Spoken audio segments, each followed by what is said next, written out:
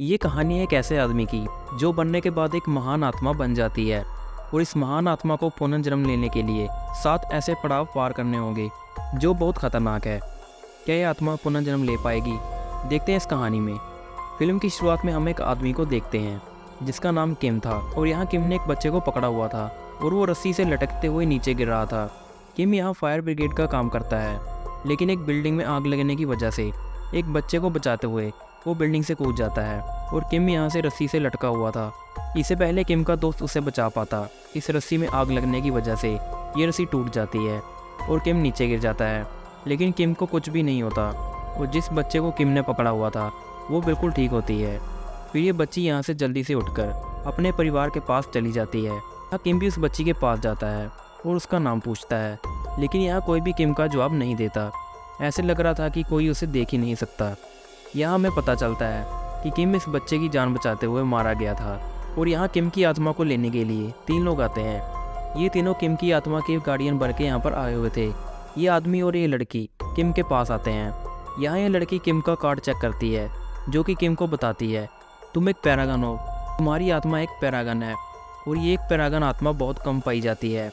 दरअसल पैरागन एक महान आत्मा होती है और वो आत्मा बहुत अच्छी होती है और उस महान आत्मा ने कभी भी कोई भी गलत काम नहीं किया।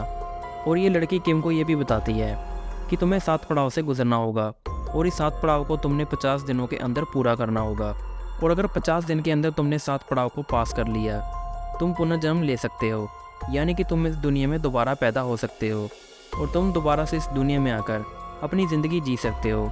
लेकिन यहाँ किम मरने की वजह से काफ़ी परेशान हो जाता है और किम अपनी माँ से मिलना चाहता था। इसके बाद ये दोनों कहते हैं अब तुम इस दुनिया में इधर उधर कहीं भी नहीं घूम सकते। किम यहाँ पर अपनी माँ से मिलने की बहुत रिक्वेस्ट करता है।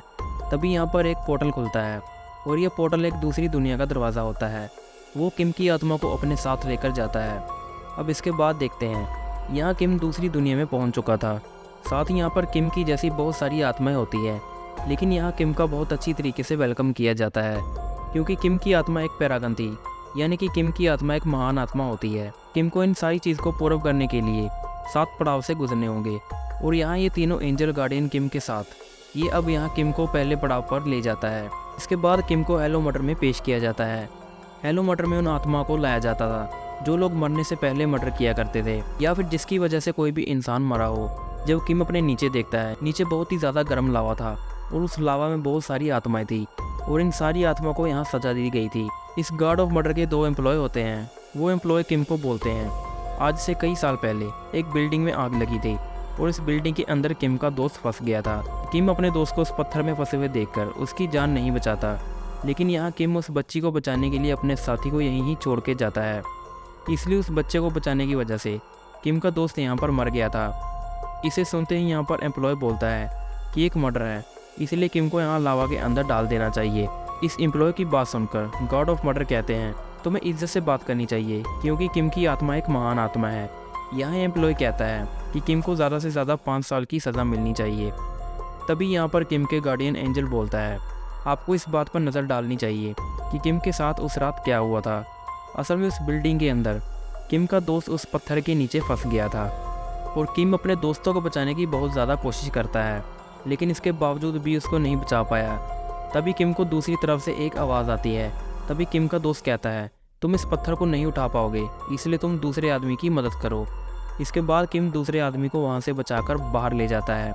उस रात किम ने लगभग 8 लोगों को बचाया था और साथ ही किम अपने दोस्तों को भी बचाना चाहता था। जब किम वहाँ पर अपने दोस्तों को बचाने के लिए जा रहा था तभी वहाँ पर बिल्डिंग गिर जाती है और बिल्डिंग गिरने की वजह से किम का दोस्त वहीं फंसकर मर जाता है। ये सारी बातें सुनने के बाद किम बेकसूर साबित हो जाता है और इसलिए किम को यहाँ पर छोड़ दिया जाता है।